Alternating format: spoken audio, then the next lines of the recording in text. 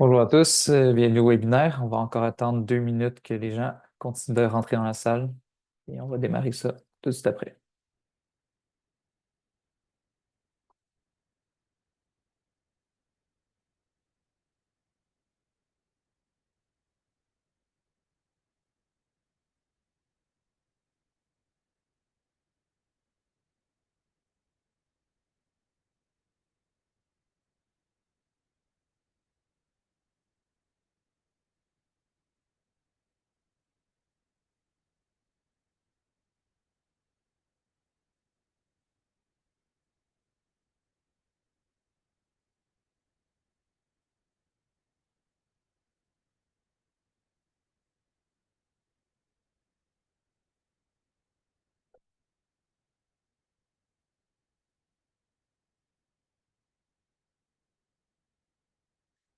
OK.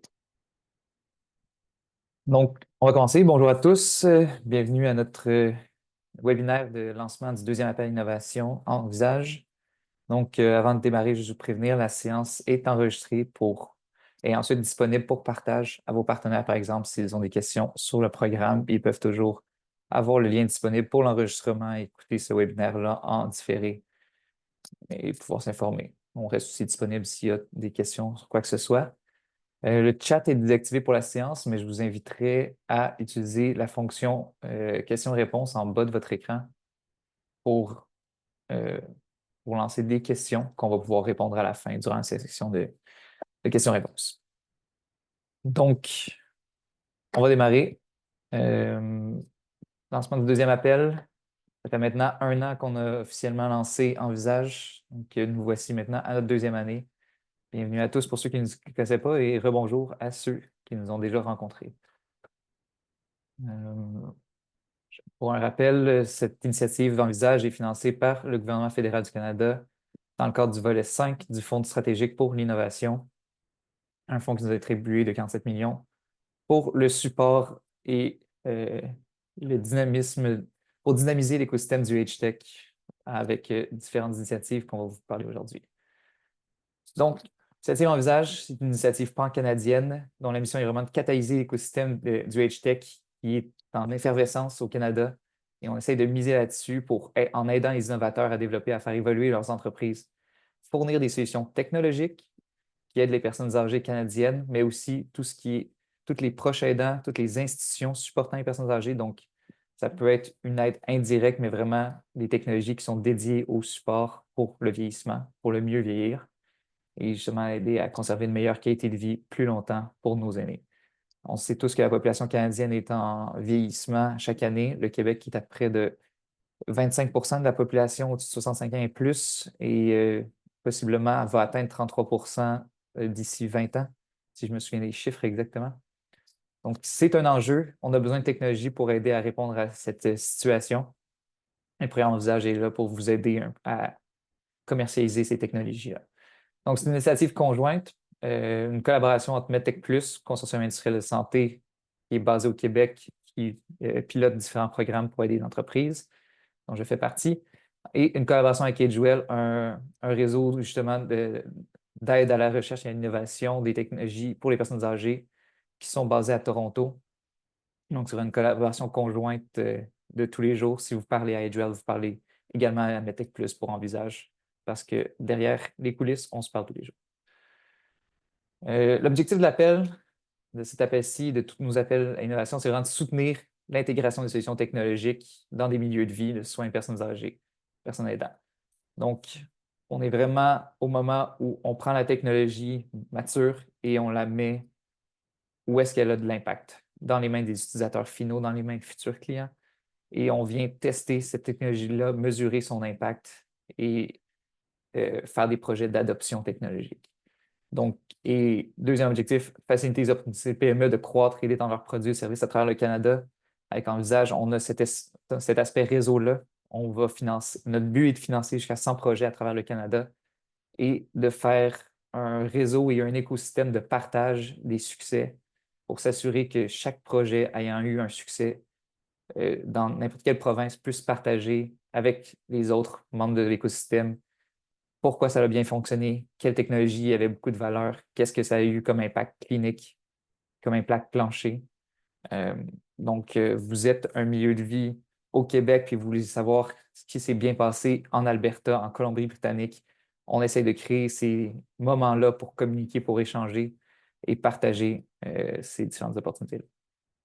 Donc, les thématiques pour l'appel, on en a rajouté 3 cette année. Donc, on essaye vraiment de couvrir le plus large possible les technologies qui peuvent avoir un soutien aux personnes âgées. Donc, vous les voyez là, autonomie, indépendance, santé cognitive et démence, mode de vie sain, bien-être, maintien des liens, maison et communication de soutien, soins de santé et prestations, mobilité et transport, bien-être financier et emploi.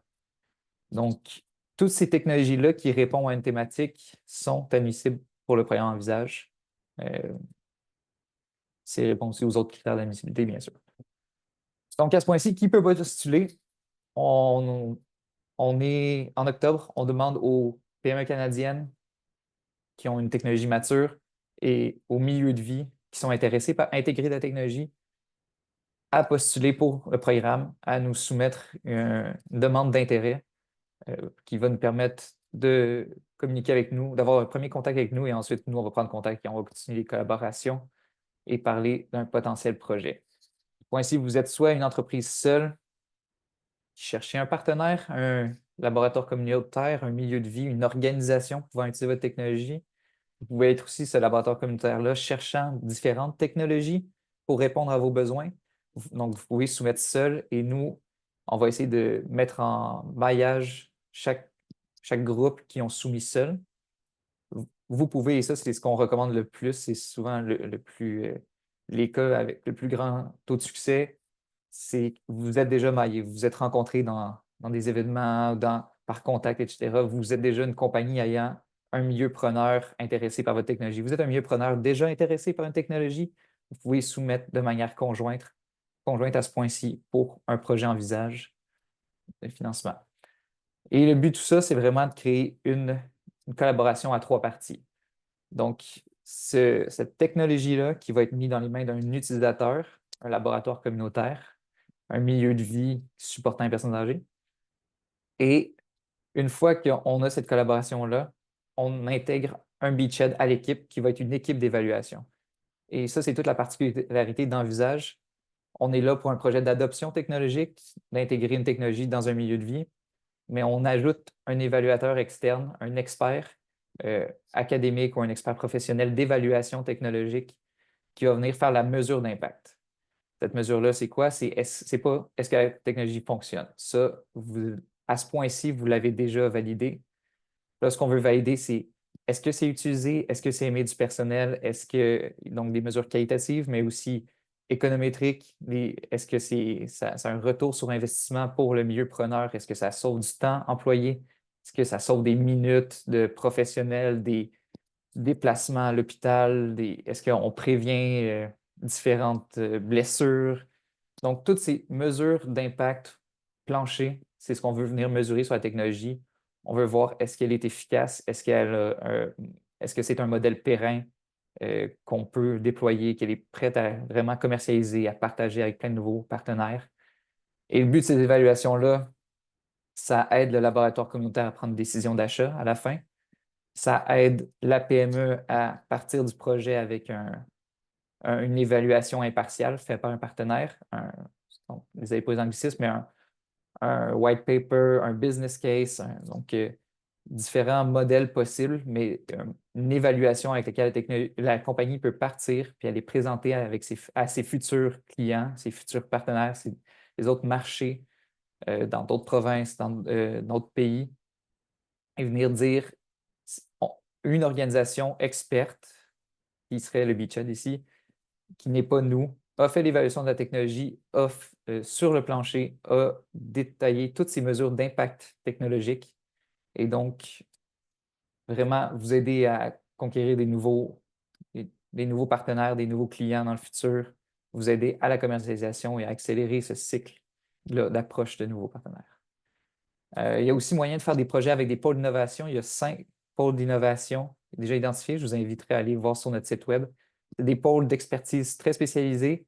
Donc, si vous avez un projet sur cette expertise spécialisée-là, vous pouvez le faire avec un pôle d'innovation et ça peut être des projets de niveau de maturité un peu plus bas.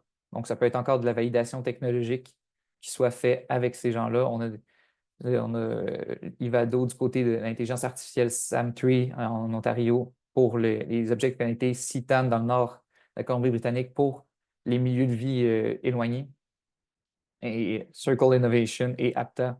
Donc, je vous inviterai vraiment à aller lire sur ces pôles d'innovation-là et nous contacter si ça vous intéresse de collaborer avec eux.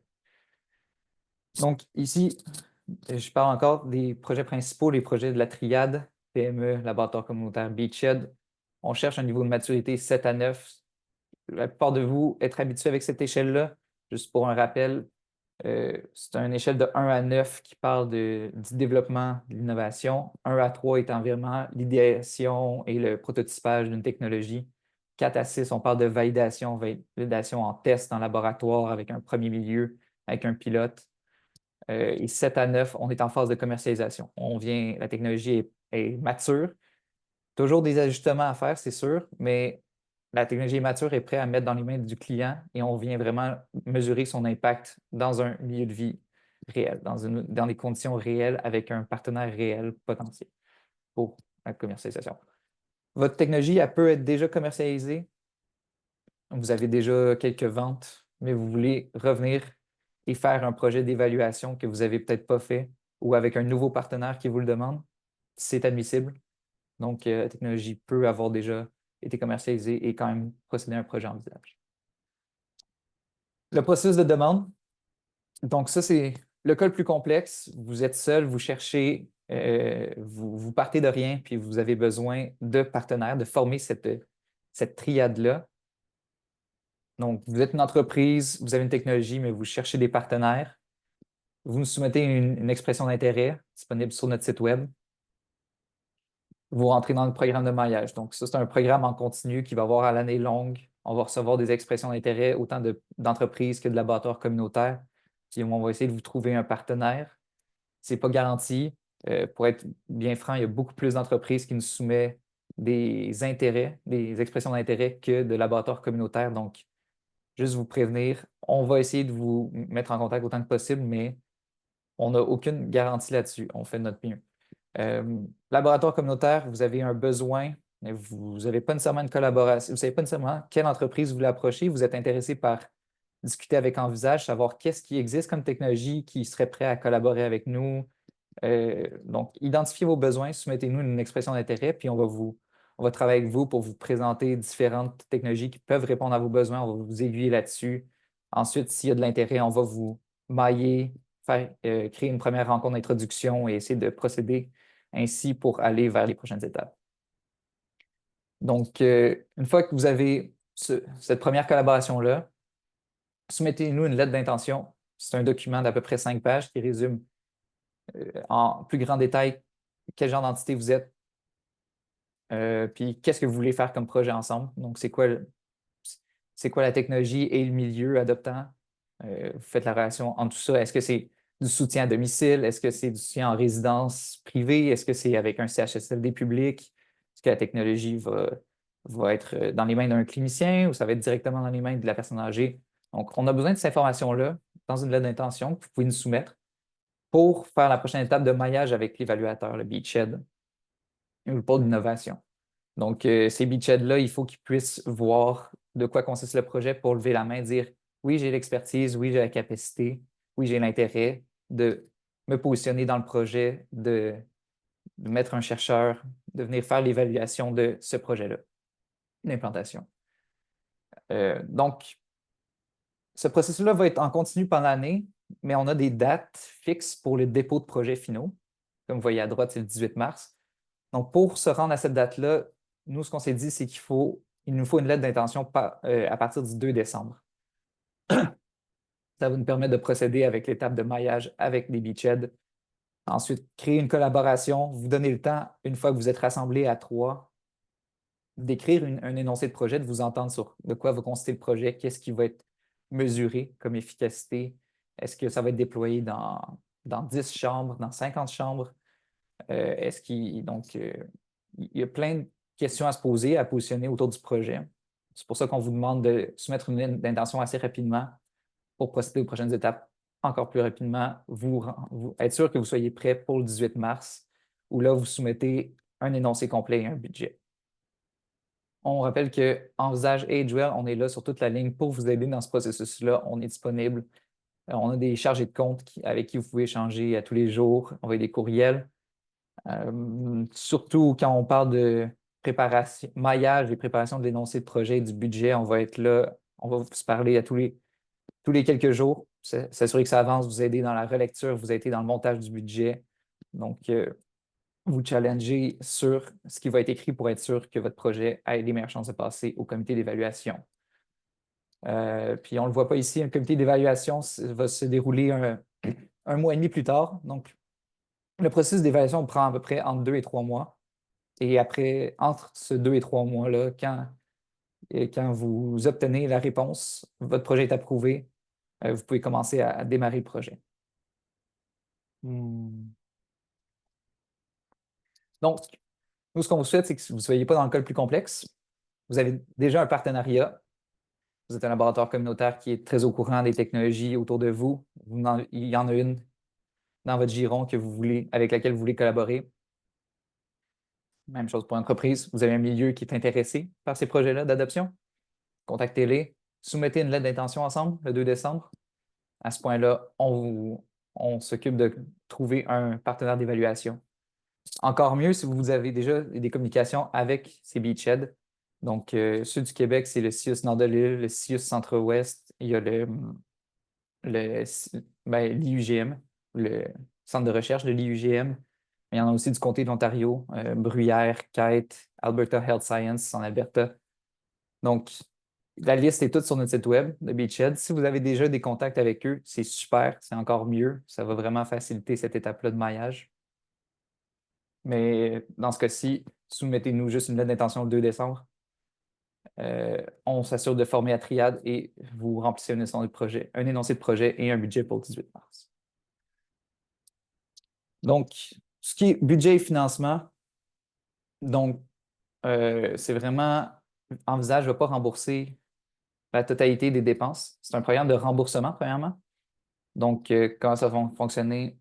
Sur toute la durée du projet, vous allez encourir des dépenses que vous allez pouvoir nous soumettre à tous les 3 mois.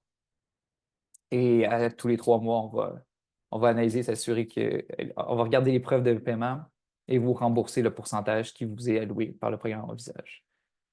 Le pourcentage, on va en parler plus tard, va tourner autour de 25 %. C'est possible de l'ajouter à d'autres sources de financement, autant fédéral que provincial, pour obtenir un remboursement pouvant aller jusqu'à 75 % par le public. On demande qu'il y ait un minimum de 25 % de participation privée, donc ça peut être des fonds euh, de levée de fonds, de vente, donc peu importe la source, mais ça doit venir de l'entreprise. Ce que ça veut dire, ça, c'est que vous nous présentez un salaire à 100 000 $, on vous redonne 25 000 $ sur ce salaire-là. Peut-être que vous allez trouver un autre 50 000 du public, puis un 25 000 que vous payez de votre poche, en bout de ligne. Tout ça, on va le travailler dans le budget avec votre chargé de compte. Donc, au phase de montage, on va travailler ensemble, savoir quelle ressource va être nécessaire pour le projet. Et il y a toute la liste de dépenses admissibles, mais c'est vraiment une liste large de tout ce qui est ressources humaines, matérielles, sous-contractants, déplacements, donc assez typique.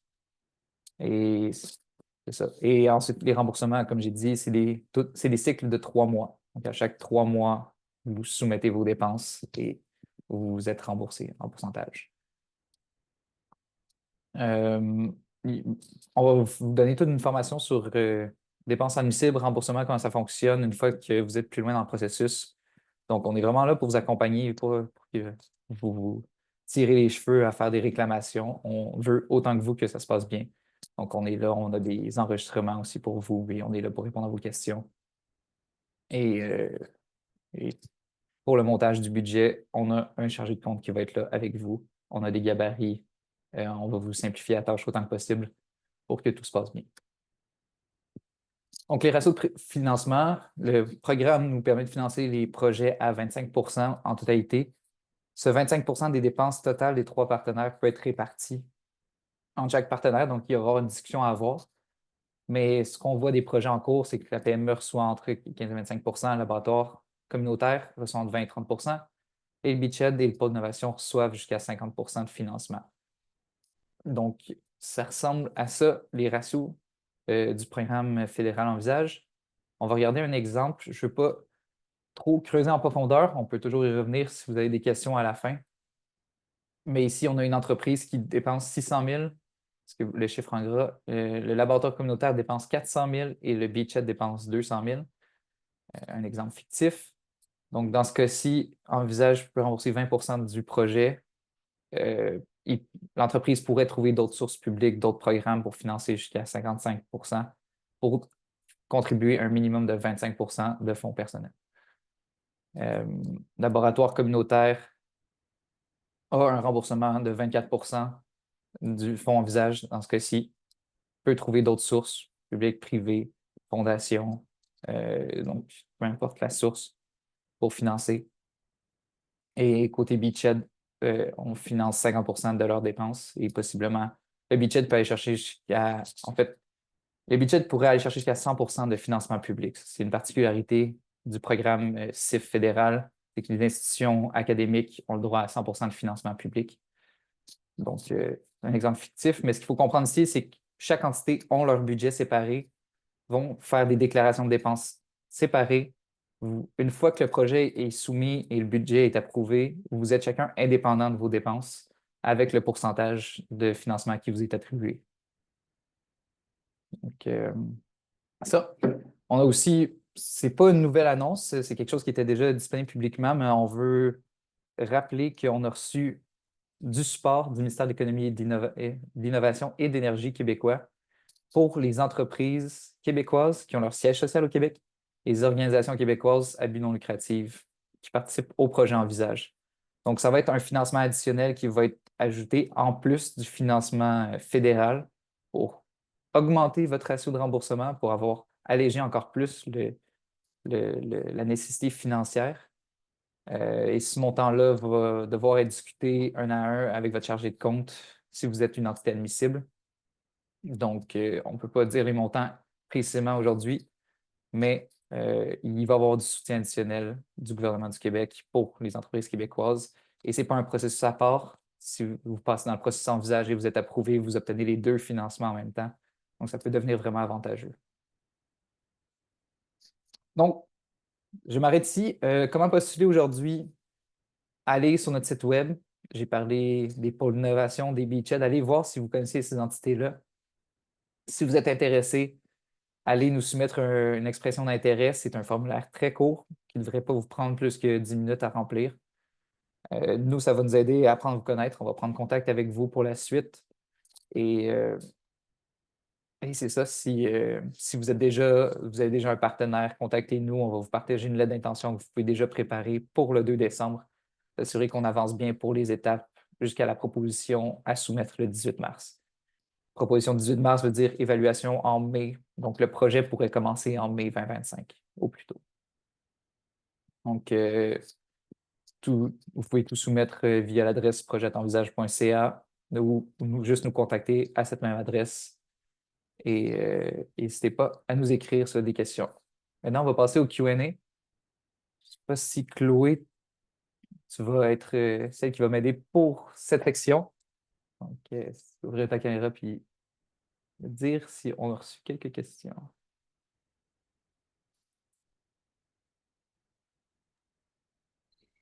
Oui. Tu veux que je te les dise, je te pose des questions? Oui, s'il vous plaît. Ok. Alors, j'ai une première question qui dit, est-ce que vous financez les projets en démarrage ou votre programme est pour les projets en mode de tester la technologie? Très bonne question. Donc, c'est vraiment les projets qui sont avancés. La technologie a déjà été développée. Il faut que la technologie ait été validée. Nous, ce qu'on vous demande, c'est que vous ayez fait un pilote, vous l'avez déjà testé avec 2, 3 utilisateurs, s'assurer que l'intégration se fait bien, il n'y a pas de bug technique. Ici, c'est vraiment un projet commercial. S'assurer, démontrer l'efficacité de la technologie en milieu commercial. Donc, ben, en milieu de vie réel. Donc, il faut vraiment une maturité dans le projet pour qu'il soit admissible.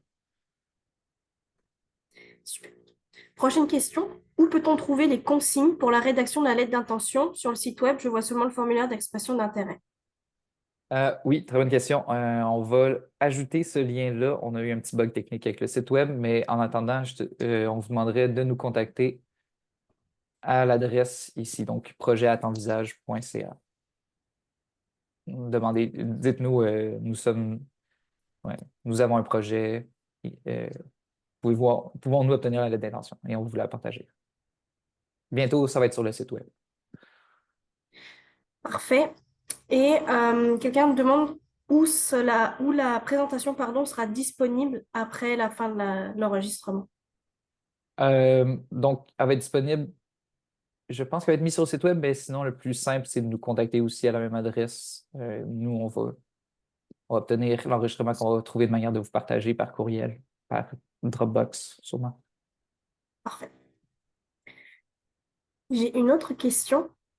Est-ce que vous avez un exemple antérieur de projet réalisé dans le milieu communautaire, un OBNL par exemple, qui offre du répit? Il est difficile pour un OBNL d'obtenir du financement pour ce genre de projet. Le réalisme d'avoir plus de 70% du budget me semble un frein important. Merci pour l'information. Oui, ça, c'est sûr qu'on comprend. Si vous voulez des exemples, on a fait l'annonce de 16 projets qui ont été approuvés. Euh, on a fait l'annonce la semaine dernière, si je ne me trompe pas. Ils sont tous disponibles sur notre site web. Donc, si vous allez sur la page d'Envisage et vous allez dans les projets, vous allez pouvoir lire plusieurs exemples. Pour la question du 70%, c'est vrai que c'est pas idéal. On aimerait pouvoir toujours donner plus. Ce qu'on peut dire, c'est que de ce qu'on a vu des projets qui sont intéressés, qui soumettent Envisage et qui veulent, c'est des milieux de vie qui veulent déjà acquérir la technologie, qui ont déjà vraiment un intérêt de l'acheter, la technologie, et qui voient Envisage comme l'opportunité de faire cette implémentation-là à coût réduit, justement. Donc, pendant un an, ils peuvent vraiment intégrer la technologie, la tester, s'assurer qu'elle s'intègre bien à leur processus. Et c'est si on veut, un rabais sur une activité qu'ils essayaient déjà de faire. On comprend que c'est plus compliqué pour différents milieux de vie, les OBNL, les institutions publiques aussi québécoises. S'il y a d'autres sources de financement que vous connaissez autour de vous, vraiment, utilisez-les et ajoutez-les. Donc, Envisage, on n'est pas capable de tout financer, mais on peut collaborer avec n'importe quelle autre source de financement pour un projet. Donc, on, on essaie de pousser pour la collaboration pour aider à ce problème. Laboratoires communautaires doivent-ils être uniquement liés au vieillissement ou peuvent-ils être plus larges? Par exemple, intervention auprès des personnes itinérantes dont les populations vieillissantes en itinérance. Euh, donc, la limite, puis on a eu cette question-là pour différents laboratoires communautaires et autant pour des technologies d'entreprise, est où la limite du vieillissement, du age tech? Si vous n'êtes pas certain, on peut prendre en compte 30 minutes que vous nous expliquez un peu le projet que vous souhaitez faire. Si c'est clair que le projet vient en aide principalement à une population vieillissante, ça peut être un projet admissible. Après ça, ça ne peut pas être une population large où on dit qu'il y a 30% de personnes âgées dans cette population-là qu'on aide. Il faut que ce soit vraiment une visée pour une population vieillissante, mais ça peut être dans une institution qui est pas nécessairement dédiée aux personnes vieillissantes. Je ne sais pas si j'ai été clair de ce côté-là. Mais, mais sinon, écrivez-nous, puis on va prendre en compte pour chaque cas qui sont dans la zone grise. Donc, prochaine question. Est-ce que la PME peut être un distributeur du produit mis à l'essai sans en être le créateur? Par exemple, le projet serait de mettre à l'essai un produit développé en Europe dans un contexte hospitalier au Québec. Euh, Très bonne question. J'ai oublié de préciser. Malheureusement, non. Le programme de financement est un programme de financement canadien pour le support aux entreprises canadiennes. Donc, il faut que la compagnie détienne la propriété intellectuelle de sa technologie pour être admissible. Il faut que l'entreprise ait son siège social au Québec.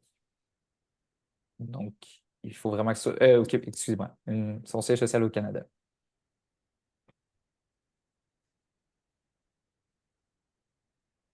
J'ai une autre question. Avez-vous des contacts qui sont plus impliqués avec les startups? Euh, je ne suis pas certain de la question. Des contacts pour faire quoi exactement avec les startups? C'est sûr que Medtech Plus, on offre de l'aide aux startups. On a plusieurs autres programmes à plus bas TRL pour le développement en niveau de TRL très bas. Donc, contactez-nous, n'importe qui de Medtech Plus. Je ne sais pas si vous étiez déjà au courant de l'entité qu'on était, mais on a d'autres programmes disponibles qui peuvent vraiment être plus appliqués aux startups. Parfait. Est-ce qu'une entreprise pourrait avoir deux projets en même temps avec des collaborateurs différents dans le cadre de ce programme ou seulement un seul projet à la fois est admissible? Oui, donc c'est possible d'avoir deux projets en même temps. Il faut que on va faire un due diligence sur les entreprises, s'assurer que vous avez la capacité financière de mener à bien votre projet. Si vous avez le projet, il faut que vous me démontrez que vous êtes capable de mener deux projets de front. Ça peut avoir beaucoup d'implications, surtout avec un processus de remboursement, donc l'argent vient après être dépensé. Mais si vous me démontrez que vous avez la capacité de le faire, il n'y a pas de frein à le faire. C'est possible aussi de faire un projet avec plusieurs entités dans le même projet. Par exemple, une entreprise qui veut démontrer son efficacité en milieu de vie autonome et semi-autonome en même temps peut avoir justement ce projet avec, en bout de ligne, quatre partenaires à la place de trois pour démontrer l'impact d'un milieu versus l'autre. Donc, il y a plusieurs manières d'agencer deux projets. Donc, ça peut être deux projets individuels ou de les combiner en un seul projet.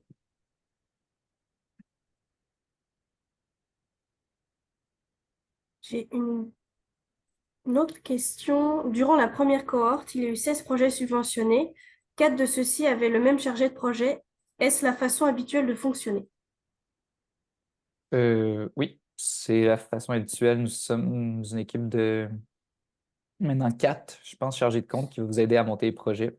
Donc, ça ferait beaucoup de sens qu'on aille monter chacun quatre projets, plus ou moins. Euh, c'est sûr que sur les 16 projets annoncés, il y a eu deux dates de dépôt. Donc, pour le montage de projet, on a pu vous aider pleinement autant que possible en deux dépôts, ce qui veut dire à peu près deux projets par appel. Très bien. Et j'ai une autre question. Que suggérez-vous pour atteindre 50% ou mieux 75% de financement, sachant qu'avec un support financier de seulement 25%, c'est risqué d'investir pour une entreprise? Euh, Effectivement, ce qu'il faut dire, c'est qu'on on peut pas. Pour des projets commerciaux, je pense qu'il n'existe aucun programme qui finance énormément de financement. Euh, je sais que l'année passée, les années précédentes, le MEIE avait un programme de vitrine technologique qui finançait en partie, euh, et qui pouvait se combiner à notre programme. Il y a des programmes fédéraux, comme on sait le CNRC Paris, qui peut rembourser des entreprises à peu près au même niveau de maturité. Il y a moyen d'avoir des étudiants mi-taxes pour aider à du financement d'étudiants dans le projet. Donc, les sources provinciales, c'est une bonne source. Certains programmes fédéraux comme le CNRC Paris peuvent être intéressants.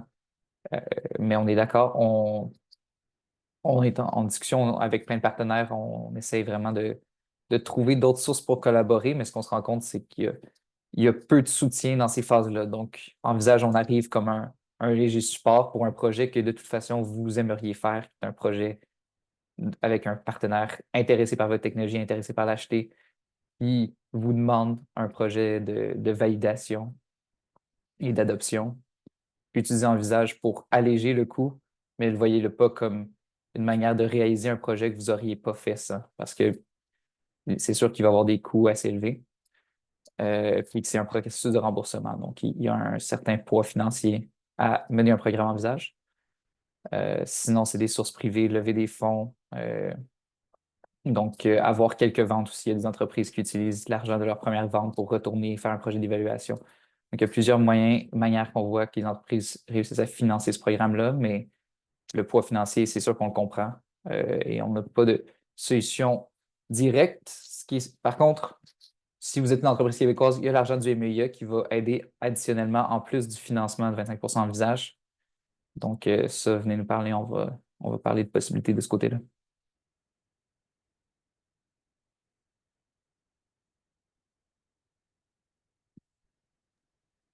Je crois qu'on a fait le tour des questions. Excellent. Donc, je vais encore rester 2-3 minutes s'il y a des questions qui vous viennent en tête. Sinon, après ça, on va closer la séance puis on reste disponible par courriel. Donc, si vous avez déjà Il y a des une contacts chez question qui Métecplus, vient d'arriver. contactez-nous. Sinon, OK. Excuse-moi. Sinon, à l'adresse à l'écran. Oui.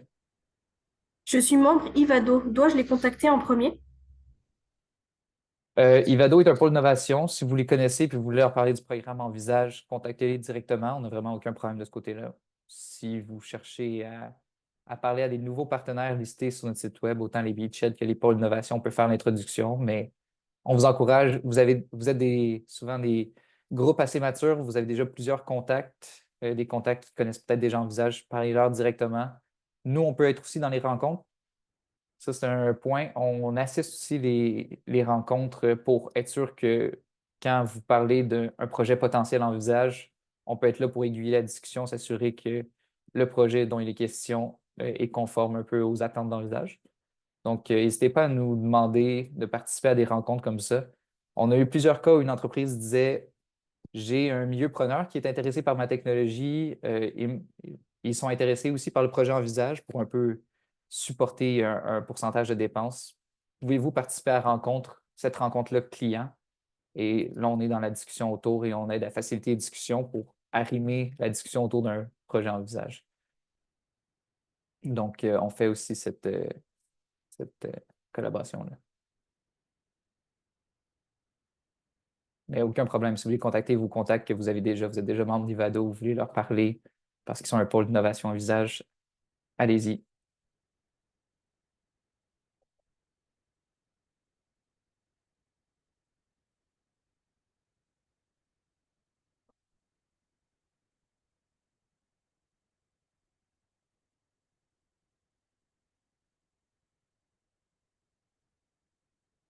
OK. Donc, je reste là jusqu'à 42, disons. Et si vous pensez à des questions, sinon, vous êtes libre de quitter ce Zoom si vous n'avez rien d'autre en tête.